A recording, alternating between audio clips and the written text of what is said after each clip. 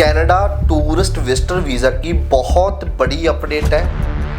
बहुत important information मैं आप लोगों के साथ शेयर करने वाला हूँ। इसको ध्यान से सुनना, इन्फॉर्मेशन को दो पहले ही क्लियर कर देने वाला हूँ मैं। दो बहुत ही मेन रीज़न होते हैं जिनकी वजह से रिफ्यूज़ल आती है टूरिस्ट विजिटर वीज़ा की।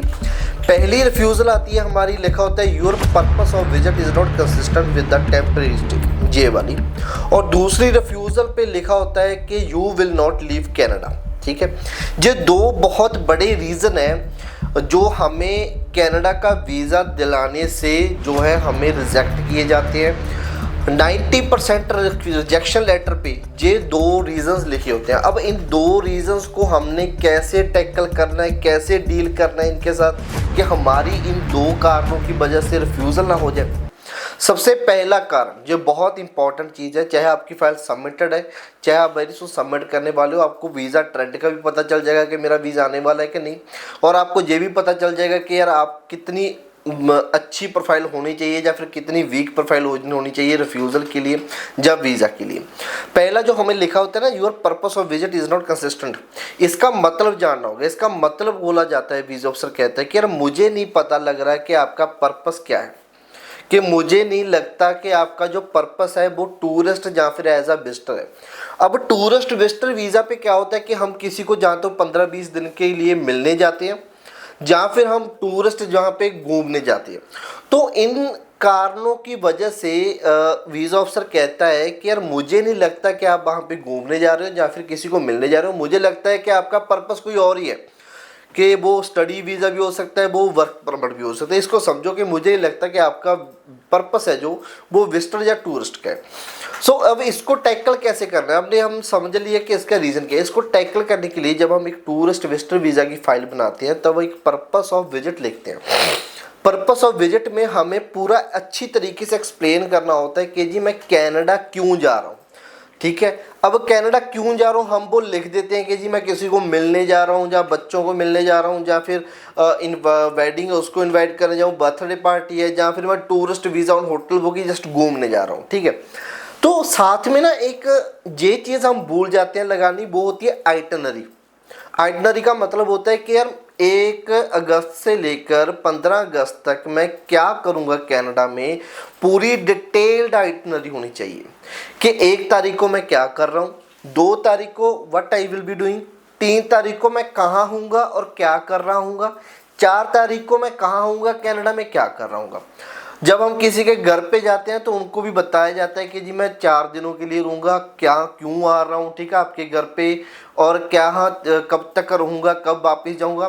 तो सिमिलरली हम किसी के घर पे जा रहे हैं, किसी के देश में जा रहे हैं, तो उसको पूरा एक्सप्लेन करना होता है। अगर आप ये चीज़ एक्सप्लेन नहीं करते तो आपकी रिफ्यूज़ल पे लिखा आ जाएगा, जी रिफ्यूज़ल आ जाएगी आपकी, और वहाँ पे लिखा होगा your purpose of visit is not consistent with the temporary stay, ठीक है, गिवन इन योर एप्लीकेशन। और दूसरा जो मुख्य कारण होता है, जो 90% रिफ्यूज़ल लेटर पे लिखा होता है, you will not leave Canada, कि आई एम नॉट सेटिस्फाइड, मुझे नहीं लगता कि आप कनाडा लीव करोगे एट द टेम्परेरी स्टे, कि एट द जब आपकी वीज़ा ख़त्म होगा मुझे नहीं लगता कि आप वहाँ पे रुको और वहाँ से वापस आओगे, मुझे लगता है आप वहीं पर ही रह जाओगे। ठीक है, अब इसका मतलब क्या होता है कि इसको अगर वीज़ा ऑफिसर को हमने सेटिस्फाई करना है कि यार मैं वापस आऊँगा, तो उसको वापस आने के कारण बताने होंगे।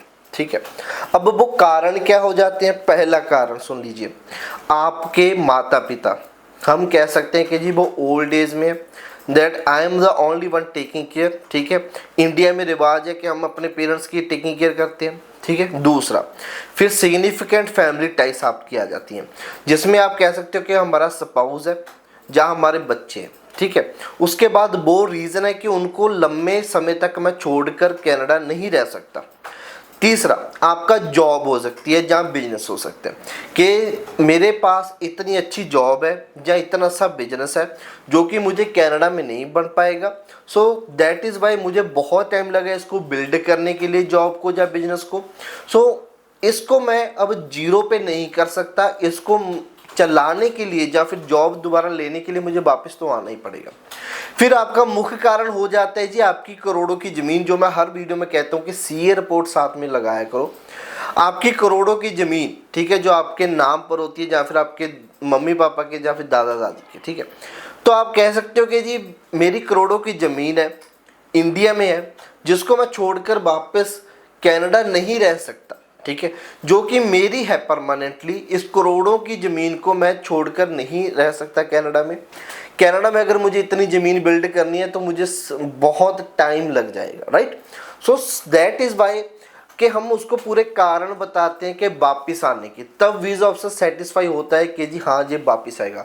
अब इसको पूरे अच्छी तरीके से डिटेल में लिखना होता है आपके कवर लेटर में, कि आपका बिजनेस टाइस, आपका फैमिली टाइस, आपका जॉब टाइस, आपका प्रॉपर्टी टाइस, ठीक है। सो ये सारी चीज़ें। सो आई होप कि आपको लोगों के लिए ये वीडियो अच्छी लगी हो, हेल्पफुल लगी हो, आपको इन्फॉर्मेशन अच्छी लगी, देन इसको लाइक ज़रूर करना। अगर आपका कोई कंसर्न है तो आप कमेंट सेक्शन में लिखना। अगर आप हमारे से करवाना चाहते हो तो नीचे दिए गए नंबर पे आप जो है हमें कॉल कर सकते हो, हमारी कंसल्टेंसी ले सकते हो। सो आपकी जो हेल्प है, जो आप लेना चाहते हो किसी भी कंट्री के लिए, वो आप नीचे दिए गए नंबर पे वो ले सकते हो। तो इस वीडियो में इतना ही। नमस्कार, सत श्री अकाल।